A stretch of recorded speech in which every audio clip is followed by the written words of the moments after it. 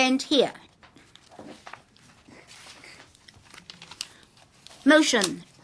Proposed resolution under the Disability Discrimination Ordinance. Proposed resolution under the Disability Discrimination Ordinance to approve the Disability Discrimination Ordinance, amendment of Schedule 5, Notice 2014. Members who wish to speak on the motion will please press the Request to Speak button. I now call upon the Secretary for Labour and Welfare to speak and move the motion. President, I move the motion as printed in the agenda be passed.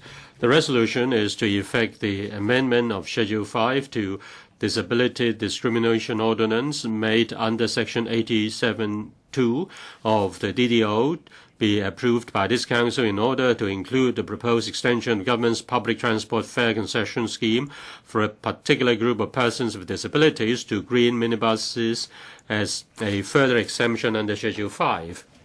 To help build a caring and inclusive society by encouraging the elderly and persons with disabilities to participate more in community activities, the public transport fare concession scheme for the elderly and eligible persons and disabilities, the scheme in short, has been implemented on MTR franchise buses and ferries in 3 phases since June 2012, August 2012 and March 2013 respectively.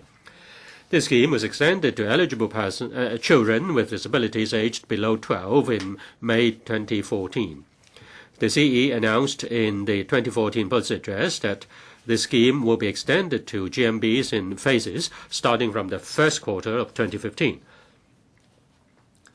The government briefed the Legislative Council panel on welfare services on the 10th of November last year on the latest position. Our target is to extend the scheme to the first batch of GMBs at the end of this March. It is estimated that some 110 operators, around 70% total, operating around 380 routes, about 78% of the total, will be included in the first batch of extension. Mr. President, the scheme enables the elderly and eligible persons with disabilities to travel on most of the routes of MTR franchise buses and ferries anytime at a concessionary fare of $2 per trip. The scheme has been launched for some 2 years. So far, the daily average number of passenger trips made under the scheme is around 720,000.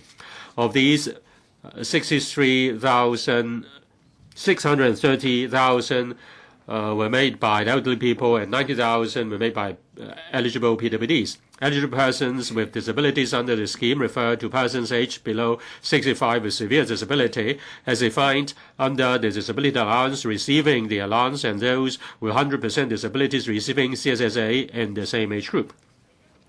Since the definition of disability under the DDO is very broad, the provision of fare concessions only for a particular group of PWDs may give rise to an argument as to whether this would constitute unlawful disability discrimination under the DDO.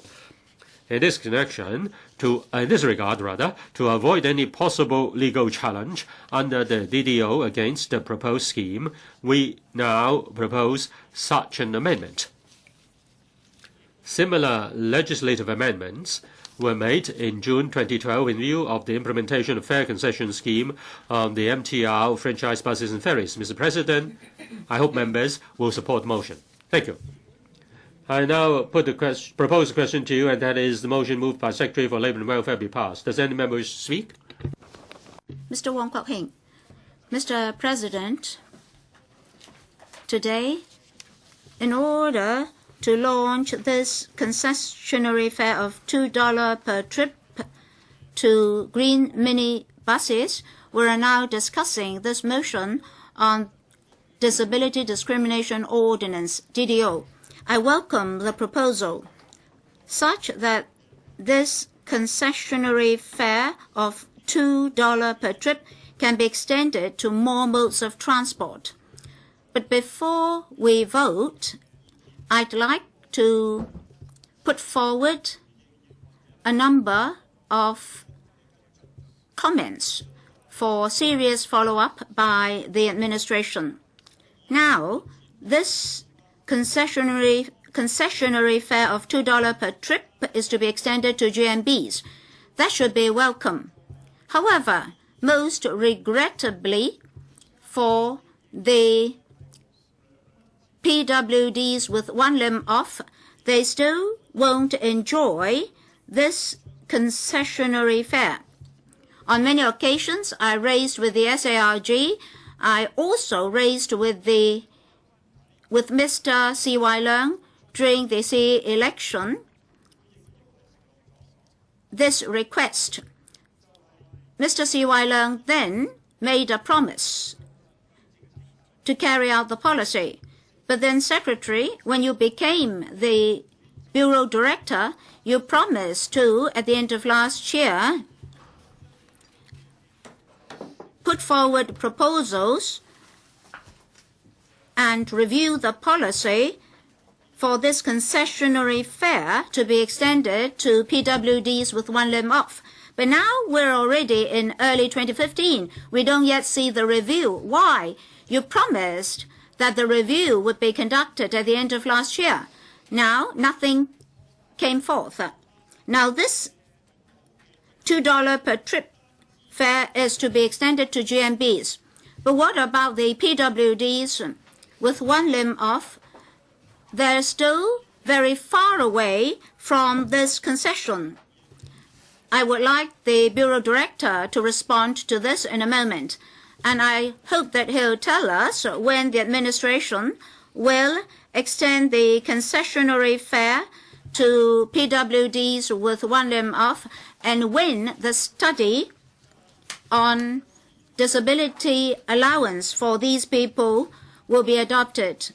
Now, even with this extension to GMBs, from the paper, we can see that it's not to be extended to all GMBs. Only 126 operators, totaling 407 routes, involving 2,266 GMBs, will benefit. And remaining, we still have 24 operators and 83 routes that will not be covered by this concession of $2 per trip. So, Secretary, I have a second question for you. For the remaining 10% that is 83 GMB routes, when they will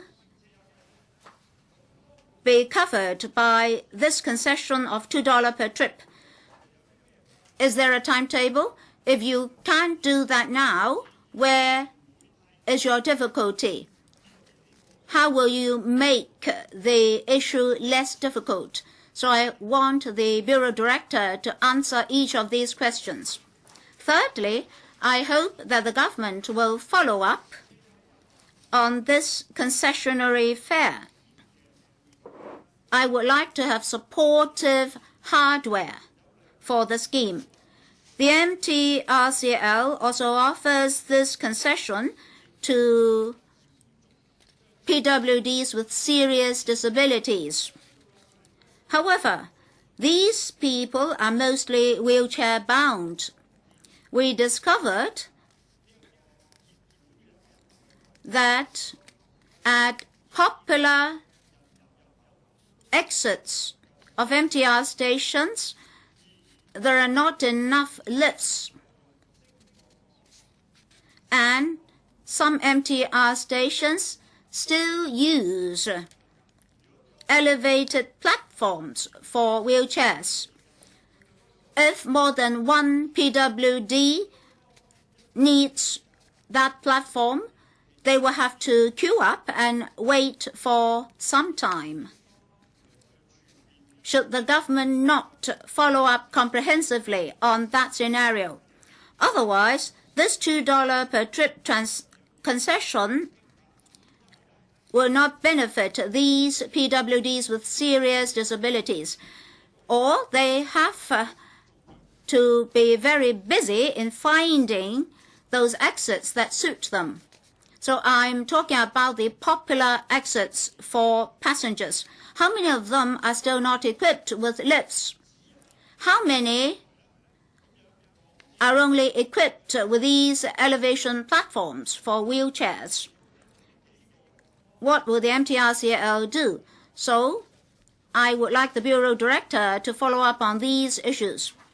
We welcome the proposal for GMBs to offer concession as well. But for buses, franchised buses, only 68% of them are equipped with low platform facility for the PWDs. Well, a PWD will have to wait for another bus if the coming bus is not equipped with such a facility. Should the government not be concerned about this as well? And a timetable should be formulated to help these people such that we can attain the goal of 100% coverage. Fourthly, at the moment, the $2 per trip concession is not offered by some popular modes of transport, mainly minibuses, the red ones, not the green ones, and then trams, and then franchised kaitos. These three categories of transport are not offering the $2 per trip concession. For example, for the red minibuses, every day they are carrying 510,000 passenger trips per day. Should the government not start to study how we can assist these red minibuses to be covered by the concessionary fare? And trams carry 230,000 passenger trips per day, a high figure. Kaitos as well, franchised kaitos as well. They also have such service needs. For these three modes of transport, they're still not benefiting from the $2 per trip concession. So, Secretary, in your reply, can you tell us, for these three modes of transport, does the government have a timetable for them? What difficulties do you have? How will you follow up on this issue? And when there will be progress as well as result? Finally, fifthly, I hope that the government will consider those members of the public who may not use popular modes of transport, but popular modes of transport to tourist attractions. For example, the Peak Tram and Ngongping 360. All these are not covered by the relevant concession. So, Secretary, beyond the popular modes of transport, you should also try to cover the less popular modes of transport, because they are also modes of transport. Yes, there's an element of tourism therein, but PWDs as well as elderly people also need them. Should you not cover them as well? So, fifthly, I'd like the Secretary to answer the questions that I've put forward. No matter what, at present, this $2 per trip concession is not perfect, not comprehensive enough. Yet, as the government, this council, and other members of the public had worked hard, and starting from 2016, we're going to make a breakthrough. For this $2 per trip concession, it has been improved continuously. We've evolved from nothing to the present scheme, which will be further improved. Undoubtedly, this is an achievement. I hope that the government will continue to work hard and scale new heights to strive for better concessionary fares for the PWDs and the elderly people. Such concessionary fares will help the elderly people and the PWDs to get involved in the community and such that they can lead a richer community life. It's not a matter of cheapness. It's a matter of return to community and advance together with the community instead of living in an isolated manner. To the elderly people, to the PWDs in terms of physical health, mental health, and daily life health, this is very meaningful. Therefore, I'm taking this opportunity to speak to urge the Bureau Director and the government to make further improvements. Thank you, President. Dr. Fernando Zhang. Of course, I support the amendment under the Disability Discrimination Ordinance. Further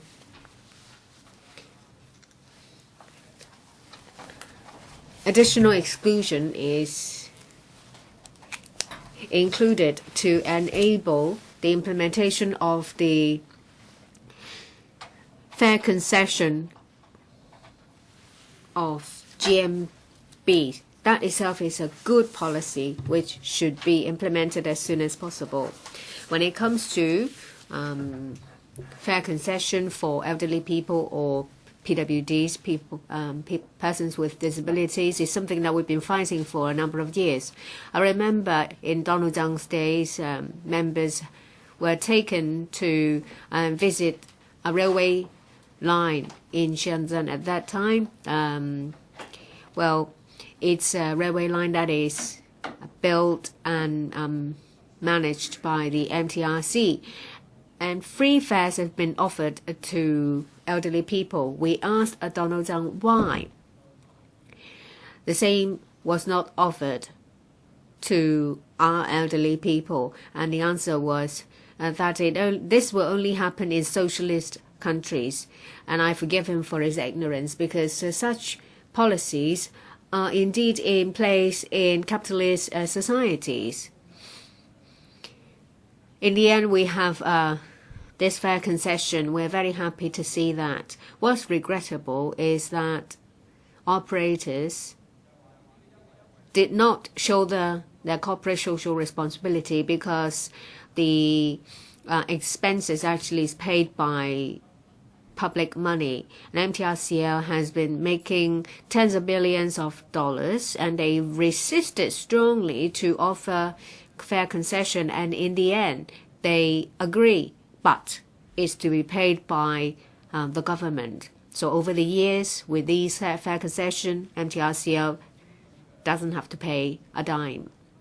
And we hope that franchised transport operators will do something, because is it reasonable for them to be making a lot of money without fulfilling their corporate social responsibility? And this time round, the fair concession is expanded to GMBs. But you must realize that elderly people and a lot of PWDs can't use GMBs because barrier-free access is not available. And how do you expect them to take GMBs? It's our public policy to have barrier-free public transportation, but that exists in words only. And we say that Hong Kong should be a barrier-free city, but that doesn't happen. Is it simply not feasible? That's not the case. Of course, GMBs can install low platform. Rehab buses have low platforms, and so GMBs or lorries or goods vehicles can have low platform too. It's whether you have the will to do it. Do we have the determination to put in place barrier-free access? Without barrier-free access to public transportation, people will have to rely on rehab buses. Do you know, Secretary, that very often public hospitals are in locations that are not easily accessible. Say, for example, Princess Margaret Hospital, Queen Mary Hospital, and Queen Elizabeth Hospital. They are very often on a hill. And even if you take the bus, there may be it may be buses without low platform, because the bus operators say that very often buses running these routes will have to climb up or down hills, so it's not suitable to have a low platform. Say, for example, the Sandy Bay Hospital, and children suffering from a physical impairment will have to go to this hospital, but there are no low platform buses. Say, for example, Prince of Wales Hospital, there are a Princess Margaret Hospital, and there are only GMBs going there. So why can't the administration do something about it? In some other countries, they have barrier-free access minibuses and taxis as well. Taxis can carry wheelchair. We've been talking about this for many years, and still there is no progress. I hope the administration will seriously consider this. Mr. Deputy, I would like to point out that for if PWDs have difficulties even to go to hospital for follow-up, that is something completely unacceptable. For rehab buses, you have to make advance appointments. Say, for example, you call them and say that in 3 months' time, I have to go to this place for follow-up. And very often, your request will be rejected. The year before, there has been 14,000 of these cases, and 7,000 of them are for follow-up visits. We have thousands of PWDs making bookings for rehab buses to have follow-up visits at hospitals, and their requests have been rejected. And the Secretary will have to seriously consider this. Of course, he'll say that it's nothing to do with portfolio. It's the Transport and Housing Bureau. But there is only one government. It's their responsibility. You have to implement a genuine barrier-free transport policy. Don't just talk about it. And this is also about definition of disability. Currently, this is related to disability allowance, and the definition is 100% impairment or disability. That is of a serious nature. I'm not going to get bogged down on this, because we said that this should be a starting point. The definition of disability under disability allowance has always been a controversial matter. Under the definition, the person will have to lose earning capacity 100%, and that is built on the Employees' Compensation Ordinance that has been decades old, and this is seriously outdated, because that is a serious deviation from the understanding of disability nowadays. In 2009, the Ombudsman took the initiative to carry out an investigation, and the conclusion is that there should be a review and amendment on the part of the administration, and delete the part that involves loss of earning capacity of 100%.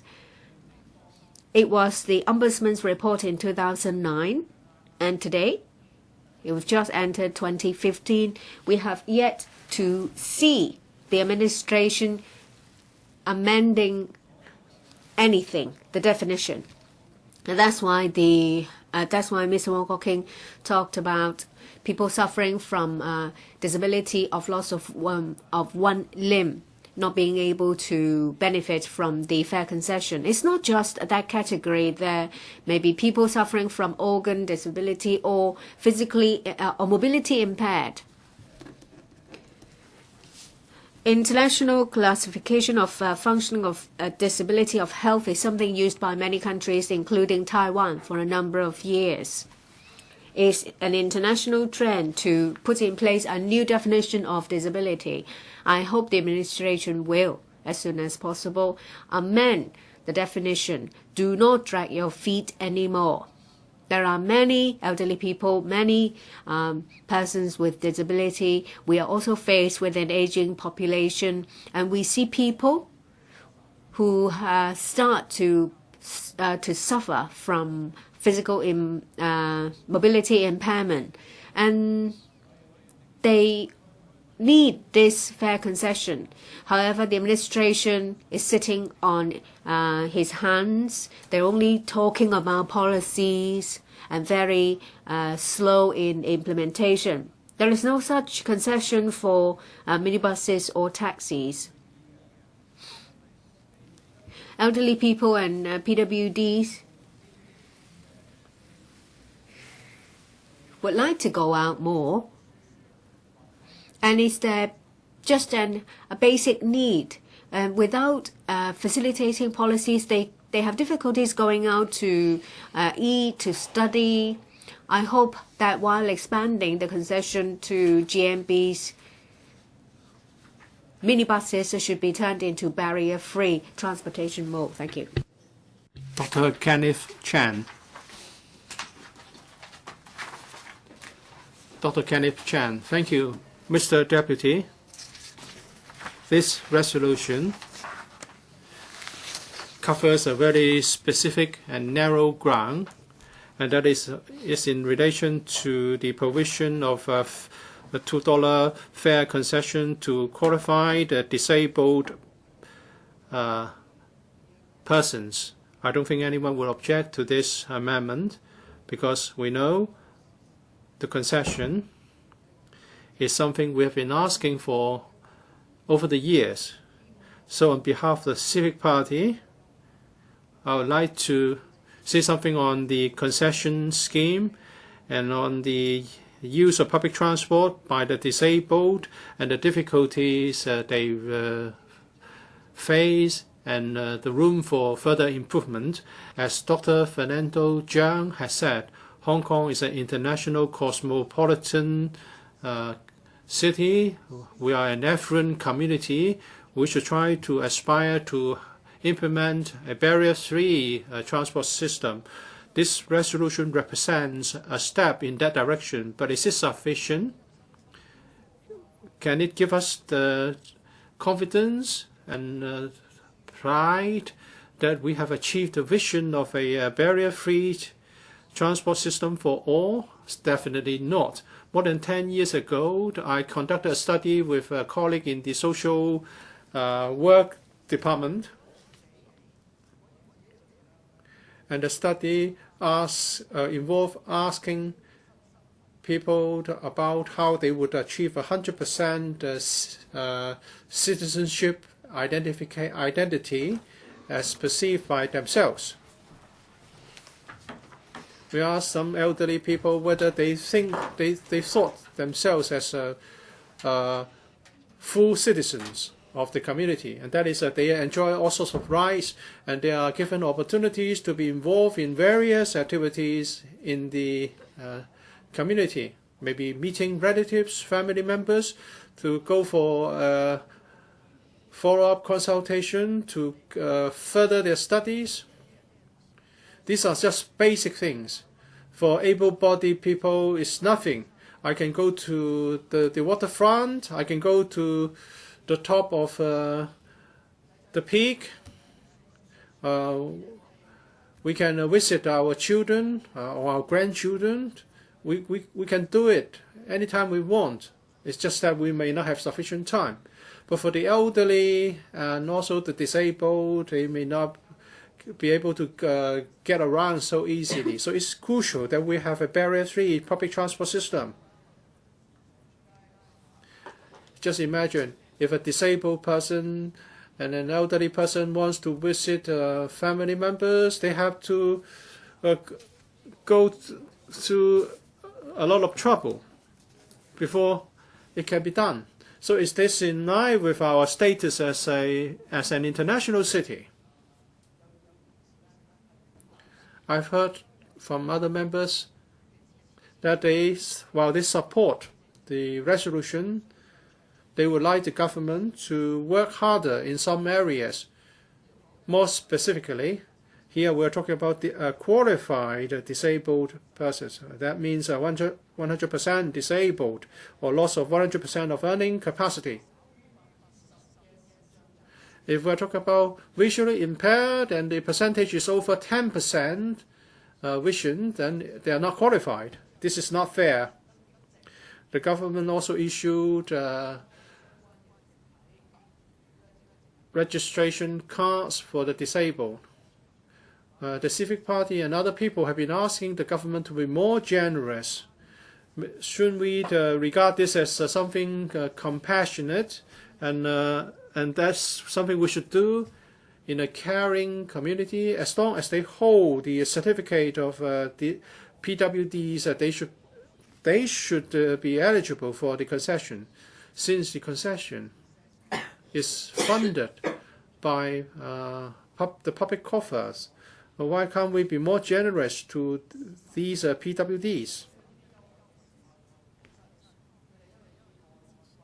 These people are disabled because of accidents, because of illness or old age. It can happen to anyone, including you and me. So we have to be fair. We must ask whether we should adopt such a high eligibility criterion for this $2 concession. When it comes to participation by public transport operators, I find it regrettable that we have to support this through public funds. The major operators are making a lot of money. Why can't they shoulder this as their corporate social responsibility? They enjoy franchise rights. They are big enterprises. When they promote and develop their business, shouldn't they take up the responsibility? I hope in future negotiation for franchise renewal, the government should ask them to take up more corporate social responsibilities. Don't let them just get away with doing so little. And although this is funded by public money and the operators will be refunded, I hope while we do this, we should also ask the public transport operators to show the corporate social responsibility. Mr. Deputy, are our public transport really accessible and barrier-free?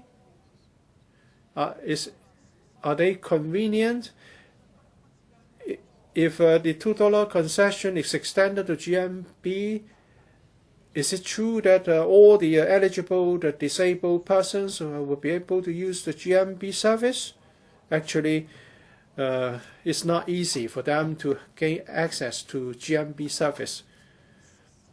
That's why this is just a gesture. This is just nominal, and still we have taken so long to reach this stage. Different operators have to continue to improve this accessibility, and we have to look at the difference in the level between the train compartment and the platforms, and the distance from the concourse to the platform. We have to address these issues. The MTRC is employing their staff to help the disabled, but this is something we have to do, given that there's no other choice. But the MTRC should continue to explore ways to reduce the gap between the train and the platform, and also the size should be improved, and also the PA system on the trains should be improved, because some of those with hearing impairment find it difficult to get sufficient information, and sometimes the information panels are not updated, and the braille displayed system is not updated as the written size, and some visually impaired people have been inconvenienced. So the public transporters should strive to seek actual improvement. As for buses, there's no PA system at the bus stops, so the visually impaired cannot tell which bus is arriving and whether they should board the bus. And in the bus, the PA system volume is not consistent, and sometimes it's difficult for the visually impaired. And the low platform buses should make up a bigger proportion of the entire bus fleet. And there should be more space for the parking of wheelchairs, so that the wheelchair bound can travel with their family members. So the government is duty bound to do more.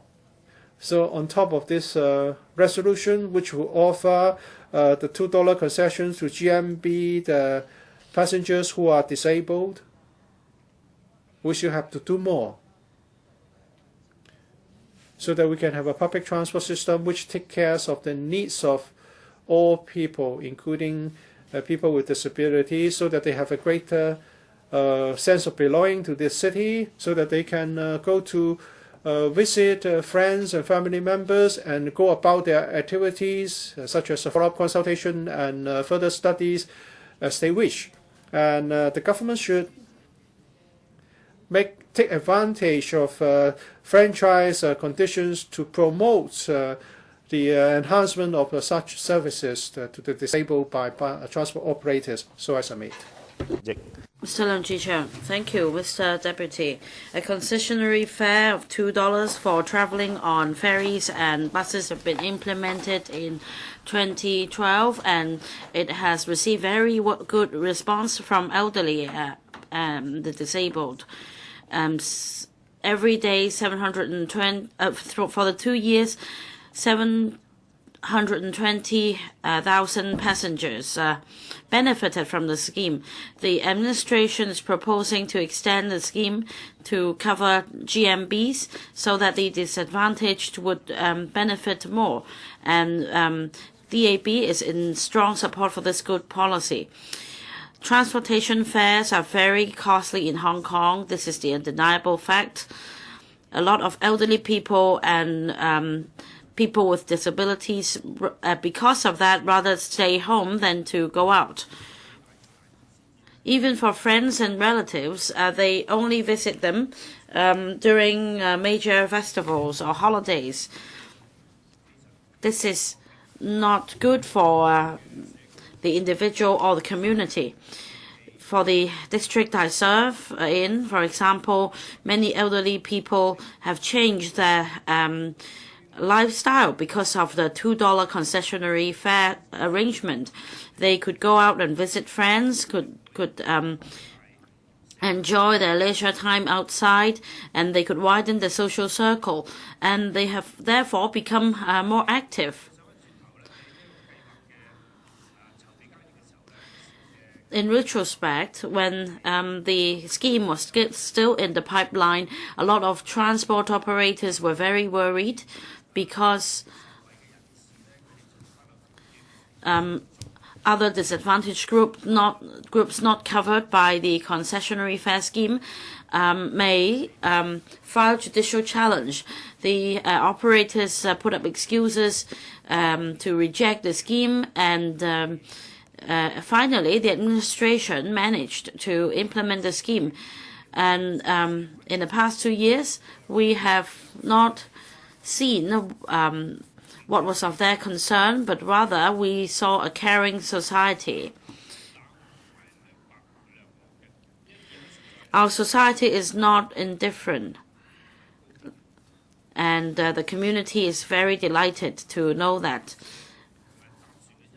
Well, since the implementation of the concessionary $2 concessionary fare for ferries and buses, operators have not seen a negative impact. For example, for MTRCL with most passengers, the total fare revenue comparing to the previous year had seen an increase of 7.7%, and in the following year there was a further increase of some 4%.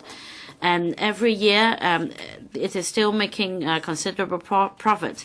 For KMB in 2013, there was a $200 million increase in fares, or an increase of 4%. And according to the annual reports of these operators, the increase in fare income was not only due to fare hikes, but also due to increase in passengers as a result of the $2 concessionary fare scheme.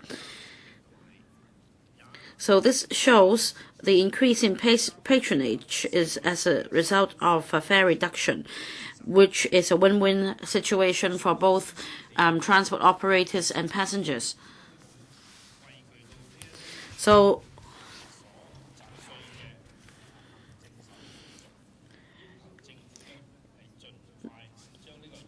it is as expected that GMB operators did not reject the administration's proposed extension, which may brought about administrative work. And the expenditure involved would be $600 million.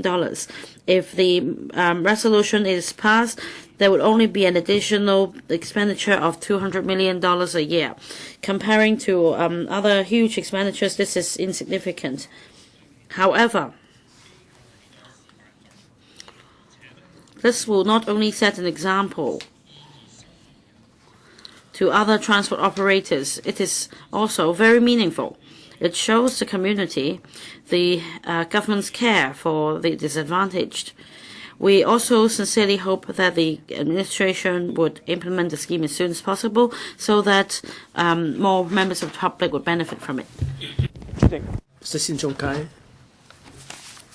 President, we support the resolution ourselves with the $2 concession extended to the green minibus. Now, I'd like to comment on the concession policy here. Some members mentioned the advantages, which I don't really want to repeat. Now, the problem lies with the fact that with the trams, the fare is $2.30 without accounting on the taxpayers' money or the government subsidy. The tramways of a concession of $1.20 for the senior citizens. Now, like Mr. Leung said, the government is spending $600 million to subsidize various forms of transport. The tramways is operating under a cheaper cost. The government doesn't really want to offer any subsidy for the senior citizens to travel on the trams. It may be an inexpensive form of public transport, but it seems to me that you are penalizing the good ones and subsidizing the good ones. Now, you're offering subsidies but you're not really offering subsidies for senior citizens to travel on the trams. Maybe you can subsidize to the tune of $1.10, so that they can travel at 10 cents a fare. Now, when they take the public buses, it is $2. When they take the tram, it is $1.10. If more concession would be available to the senior citizens, then a lot more elderly people will be tempted to use the trams. It is a matter of fairness. The concession policy is distorted. The public transport that is charging $6-7 is now costing them $2, and I think the government can consider how best the concession can be extended to the trams for the senior citizens. Mr. Wong Yong-man.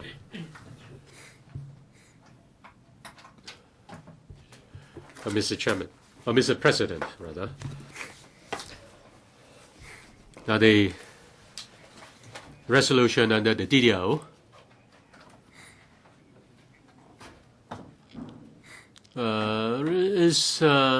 attracts people's attention. I want to speak something. Let's see how many people are there. The Pandemocrat walked out recently, and there was the game of farce of asking question and answering the question by oneself, because the pro-establishment are just asking the questions according to the text of the government.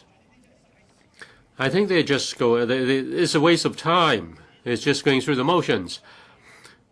Now the buses are incorporated into the scheme, MTR in the scheme, and then GMBs in the scheme. What about the RMB, the red minibuses? The amendments are just a waste of effort. The administration is mean towards the elderly and the PWDs. The government is so rich. You want to subsidize, then subsidize to the full. And you want to be the good guy in different phases. It's a waste of our time, and we have to discuss that. Of course, we have to endorse this. Otherwise, the people will blame that the LegCo is standing in the way of giving concession to the PWDs, just like blaming the Pan-Democrats for blocking the political reform, and they don't tell you why the political reform is so bad. The right of 5 million people to vote will be taken away. That's your theme of your propaganda. But you force people to eat shit. And you wrap shit in sugar coating, and you force people to eat shit. I know that they will walk out. Last time I came down in the first phase, I took the opportunity to condemn the group of three for working for political reform. That's a fake consultation. It's thoroughly a fake consultation. Now, Mr. Wong, please speak to the question. You have 15 minutes. Chairman, how can we speak for 15 minutes on this item? Well, this is making a spin on the issue. Now, this council and the government are disabled. Give them some subsidy. Give them a transport subsidy. They are all disabled. They are lackeys of lackeys. They make amendments to the law. Why don't they do it at one go? Give the money directly. Give them a transport subsidy directly. This is a subsidy. Set an amount. You can estimate how much money is needed for the disabled to pay for public transport. Give them a lump sum. But you don't do it. What is most disappointing is that the public transport companies are assisted by the government to rip off the public. Now you say it's on a reimbursement basis. That's really ridiculous. Common sense tells us what is right and what is wrong. Why don't you give transport subsidy directly? Now you're afraid that he takes the money and he doesn't use it for public transport. How many PWDs are there in Hong Kong? Matthew Cheung, you have the numbers. Now when we mention the disadvantaged and the elderly, I'm really infuriated. How many years have you been in your position, Mr. Cheung? What good have you done? If you give $500 to each recipient, how much will you lose? Why are you so mean?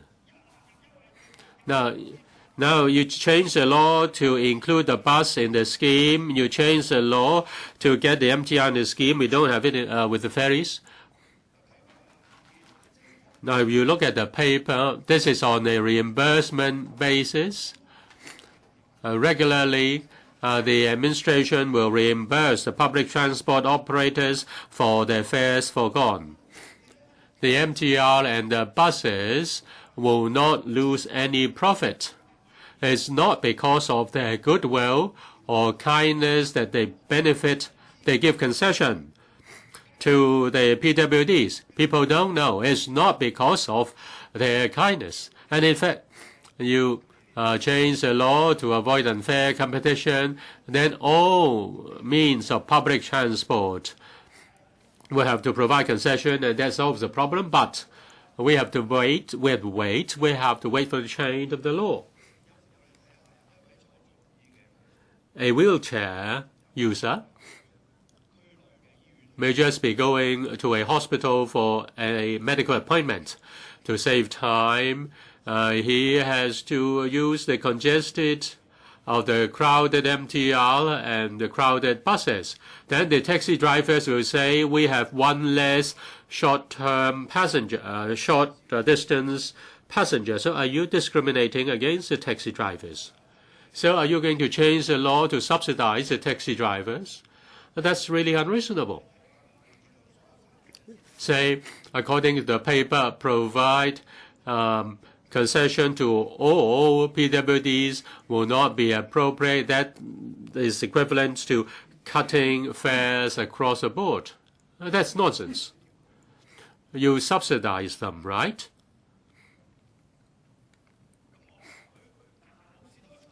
Well, he has nothing to do. He just get a ride on the bus, or so that they can make full use of the subsidy.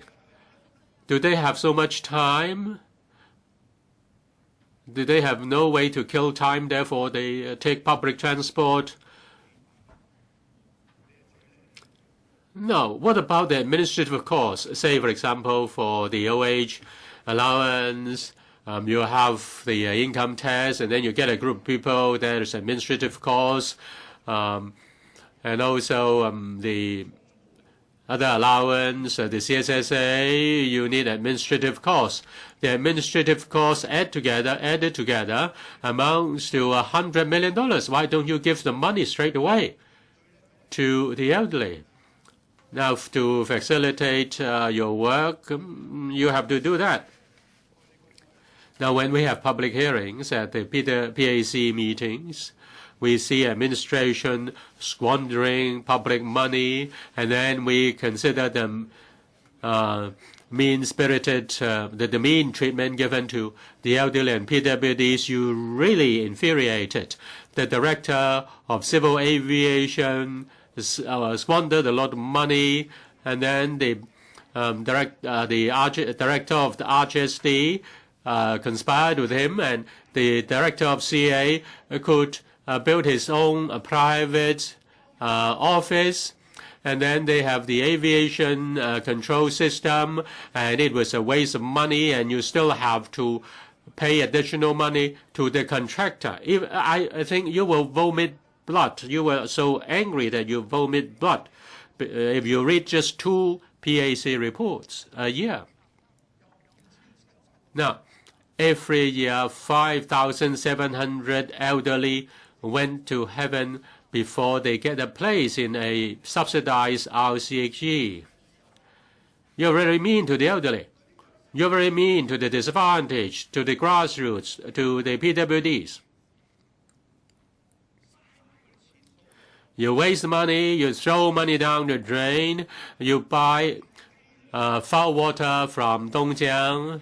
It's not charged according to volume. You just give them a lump sum, and you waste the water. You throw the water into the sea, and you waste you waste hundreds of millions of dollars. When it comes to getting money to help the poor, to help the disadvantaged, then you are mean-spirited, and you always count every cent. So how can people be happy? Is there any narrowing down of the poverty gap? We come first in terms of the widest poverty gap in the advanced countries. Property prices continue to rise, and the so-called tough measures are useless.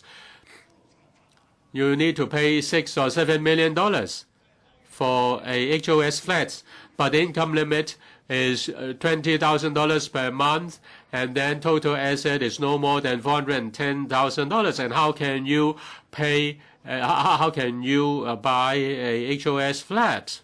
You really ridiculous. According to the law, 100% disability, a person with 100% disability will get the concession. One definition is lost 2 limbs out of 4. Wong Ho-Hing is here, always bring the props. It's useless. He should use the props to throw at him instead of just putting up the props. Get the 2 limbs and throw at him, and then I will give you an applause, Wong Ho-Hing. If you lost 1 limb, then it's not 100% disability. Now, if you want to benefit the people, you want the PWDs to be integrated into society, reduce the economic burden, then you should simplify your procedure, lower the threshold. The administration thinks just giving some small benefits to the PWDs is already very good. We need to respect them. In a just society, we need to give respect to the PWDs. As for the disadvantaged, they have their basic rights. I ask you to read a document by a Canadian philosopher.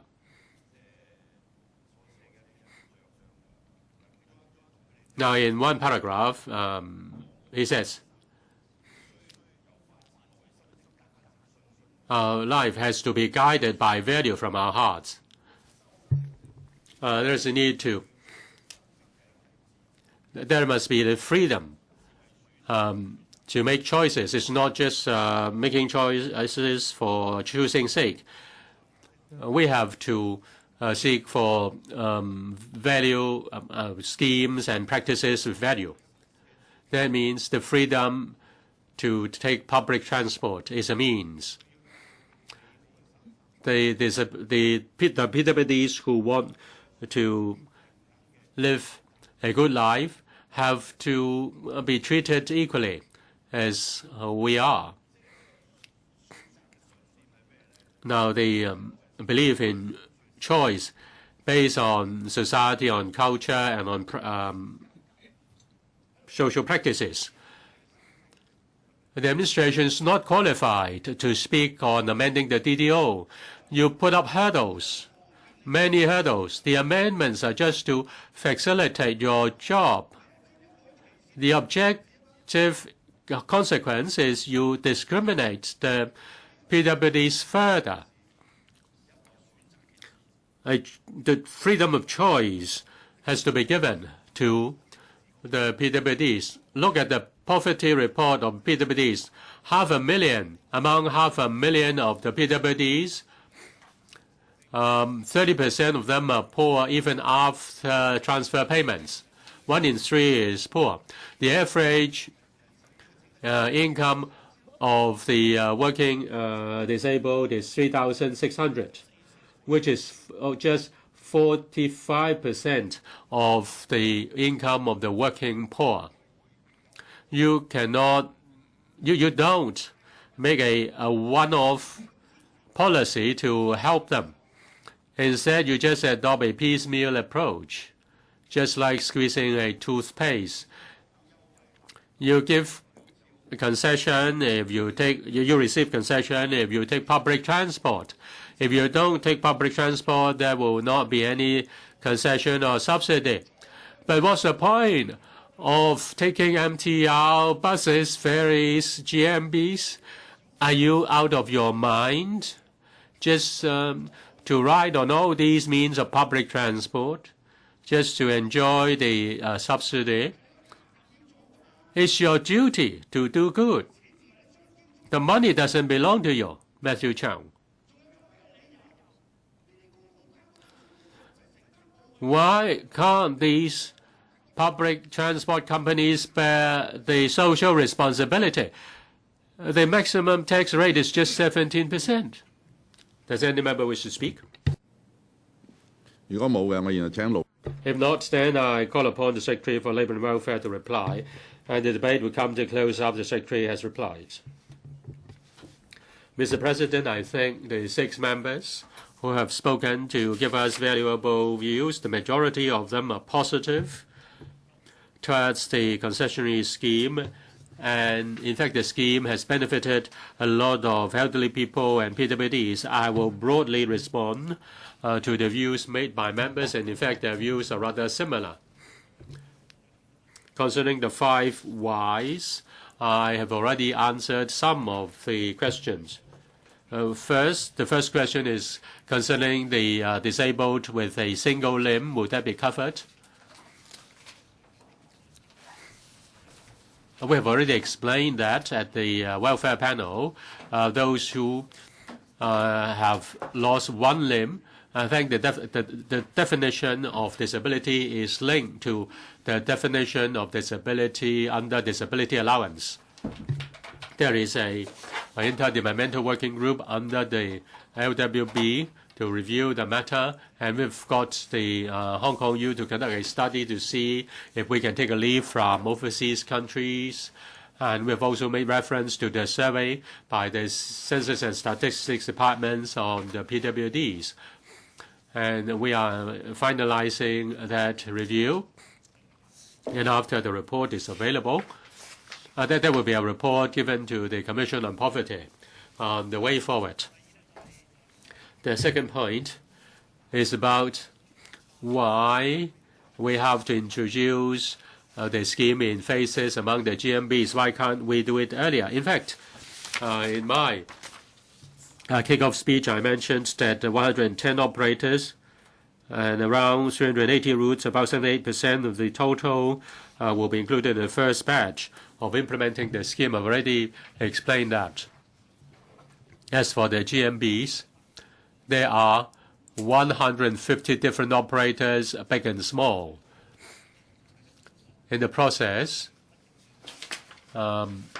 we need to consider the financing, the auditing, and other technical issues. We need to discuss all these issues with the operators.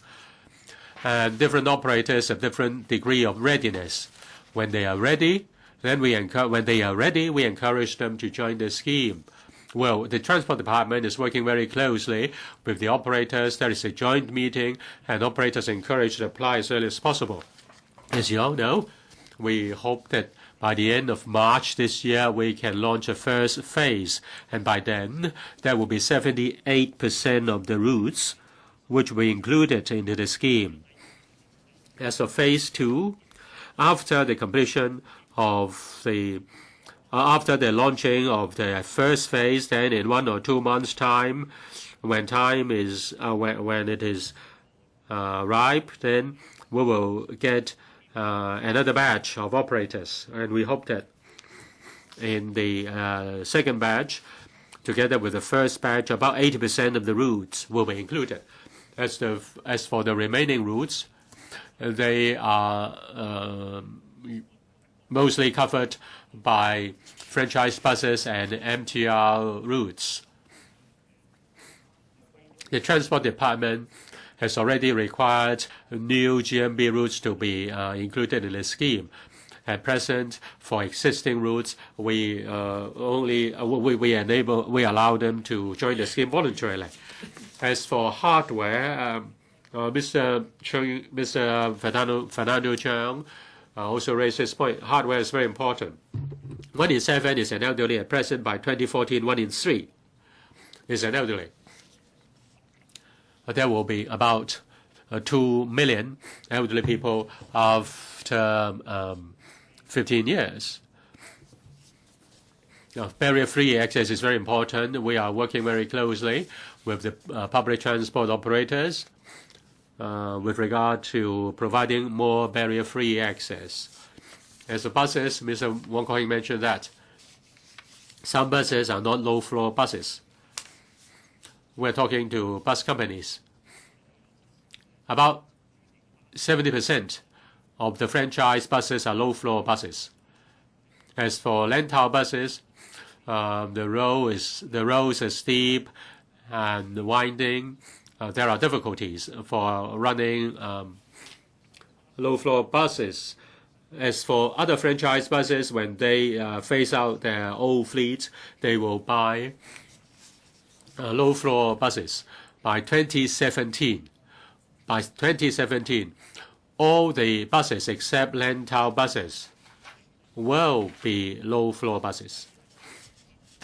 As for MTR, in each MTR station, there is at least one barrier-free route that will be informed in the form of an escalator or a wheelchair platform or stair lifts. There must be facilities for barrier-free access. And we're able to provide elevators, then we'll provide elevators as far as possible. Mr. Wong Kok-Heng also asked, what about the public light buses or trams? Now, Mr. Sin also mentioned trams. We've talked to the tramways.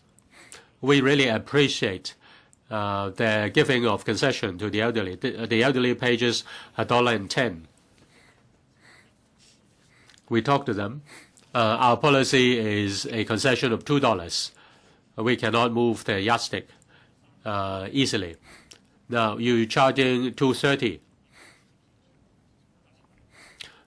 We are willing to subsidize them, but the tramways hope that the government can give subsidy to the extent that they will give free rides to the elderly and PWDs. Now, we cannot agree on that because of departure from the basis of the scheme. Now, let us have the scheme up and running for a year or so, and then we'll conduct a comprehensive review. Let us look at the financial aspect, welfare aspect, transport aspect, see if there is any room for further improvement or fine-tuning. There will be a comprehensive review. As for the RMBs, or public light buses, at present,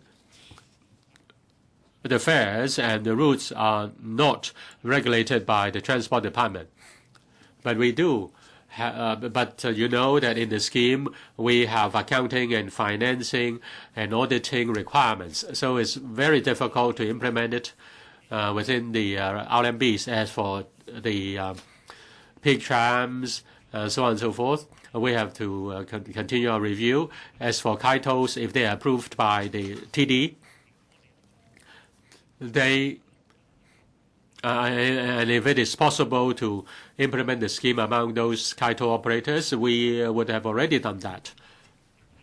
Let me clarify 2 points. Concerning the ferries, he said, Mr. Wong Yok-man said that ferries were not in the scheme, but in fact, ferries have been included in 2013. As for red minibuses, we have the difficulties. We should avoid any legal challenge. And we really need to make amendments step by step because that's the requirement of the law.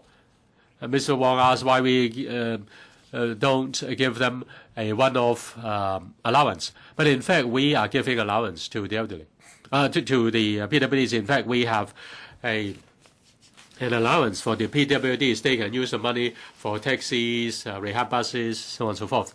Mr. President, we hope that we can we can extend the scheme to cover GMBs as early as possible so that more will benefit it. There are 630,000 passenger trips made by the elderly and 90,000 passenger trips made by PWDs per day. In fact, altogether 720,000 trips per day. In fact, when the elderly are going to Princess Margaret Hospital, they have to rely on GMBs. We hope that it can be launched at the end of March. Thank you. With these remarks, I urge members to support my proposal. I'll now put a question to you, and that is the motion moved by the Secretary for Labour and Welfare be passed. With those in favour, please raise their hands. Those against, please raise their hands. I think the question is agreed by a majority of the members who are present. I declare the motion passed. 無立法效力嘅